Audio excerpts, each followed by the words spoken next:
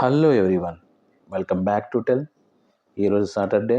So మనం తెలుగు సెంటెన్సెస్ని ఇంగ్లీష్లోకి పర్ఫెక్ట్గా translate చేయడం నేర్చుకుంటూ ఉంటాం. ఇక్కడ డిస్ప్లే చేస్తున్న ఈ సెంటెన్సెస్ని మనం ఇంగ్లీష్లోకి ట్రాన్స్లేట్ చేసి నేర్చుకోబోతున్నాం.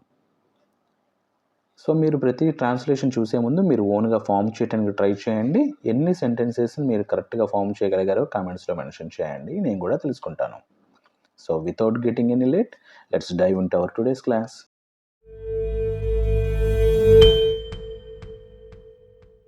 మన ఫస్ట్ సెంటెన్స్, నా సహోద్యోగులతో సమన్వయంగా పనిచేయటం వల్ల మంచి ఫలితాలు వస్తాయి. సహోద్యోగులు అంటే కలీగ్స్, సమన్వయంగా అంటే కోఆర్డినేషన్, మంచి పని చేయటం అంటే వర్కింగ్, మంచి ఫలితాలు గుడ్ రిజల్ట్స్, వస్తాయి కమ్, అంతే కదా, వస్తాయి అంటే కమ్మే కదా. సో మరి వీటన్నిటిని పర్ఫెక్ట్గా జాయిన్ చేస్తే మనకి ఫామ్ అయ్యే సెంటెన్స్ ఏంటి చూద్దాం ఇప్పుడు మనం.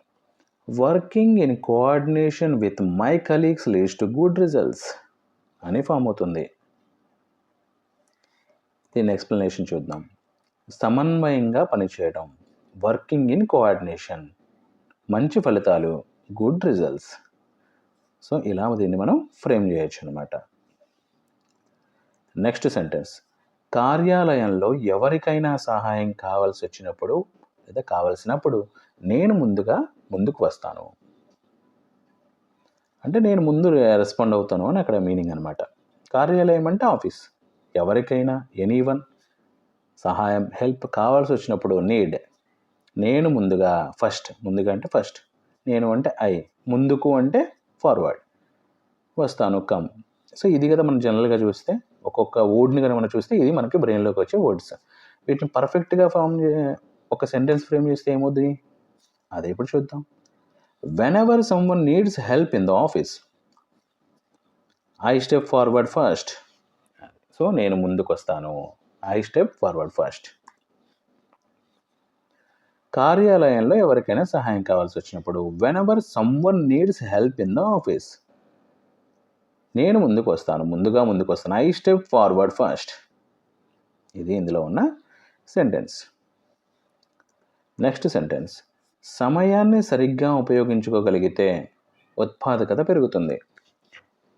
గలిగితే అని వచ్చింది కాబట్టి ఇఫ్ రావాల్సిందే. సమయాన్ని, టైం, సరిగ్గా అంటే ఏంటి, ప్రాపర్లీ ఉపయోగించగలిగితే యూజింగ్, ఉత్పాదకత ప్రొడక్టివిటీ పెరుగుతుంది, గ్రో, ఇంక్రీజ్, డెవలప్, ఇలాగనమాట. దీన్ని సెంటెన్స్లో ఫామ్ చేస్తే, if time is utilized properly productivity increases. అంటే పర్ఫెక్ట్ అంటే ప్రొఫెషనల్ వేలో అనమాట నేను చెప్తుంది. జనరల్గా అయితే ఏం చెప్పుకోవచ్చు, if you use the time properly productivity increases అంటాం మనం సింపుల్గా అయితే. ఇది మనం కొంచెం ప్రొఫెషనల్ వేలో చెప్తే, if time is utilized properly productivity increases అనేది ఇలా చెప్పుకుంటాం అనమాట మనం.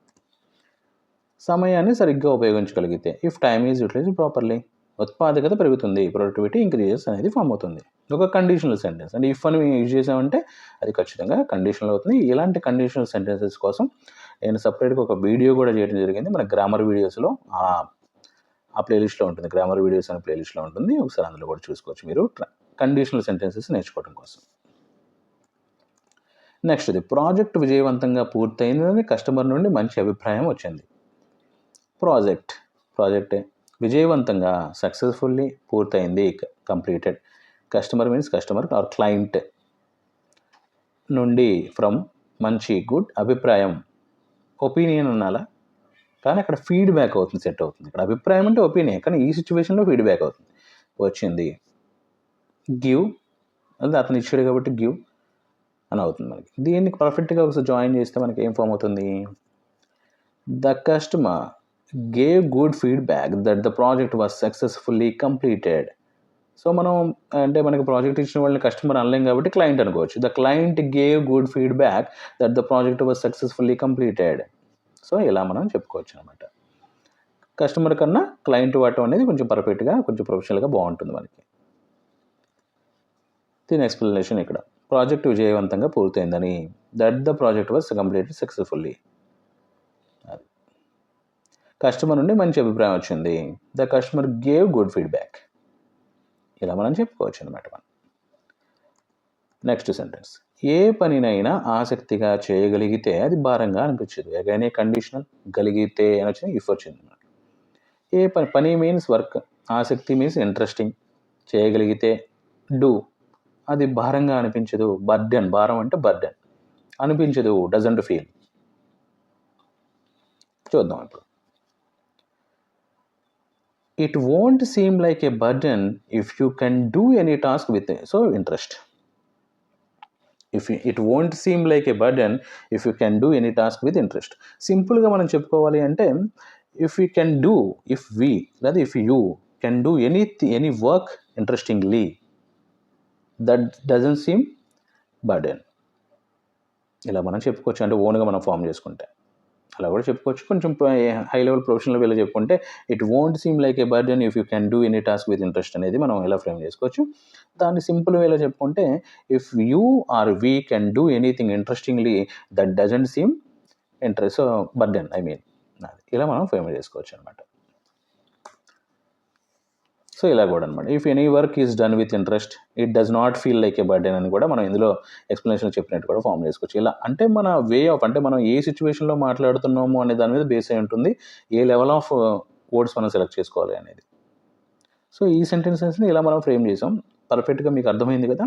మీ డౌట్స్, రిక్వైర్మెంట్స్ కామెంట్స్లో అడగండి. యాజ్ సూన్ యాజ్ పాసిబుల్ నేను ఖచ్చితంగా రిప్లై ఇస్తాను. అండ్ మనకి వీడియోస్ కూడా కొంచెం తగ్గుతాయని నేను ఫీల్ అవుతున్నాను. సో అంటే వీక్లీ ఒకటే ఇస్తున్నాను. సో నెక్స్ట్ వచ్చే కాన్సెప్ట్స్ కూడా నేను ఇవ్వడానికి ట్రై చేస్తాను. Because of busy schedule I will provide more of the knowledge to you. So that's for today, signing off.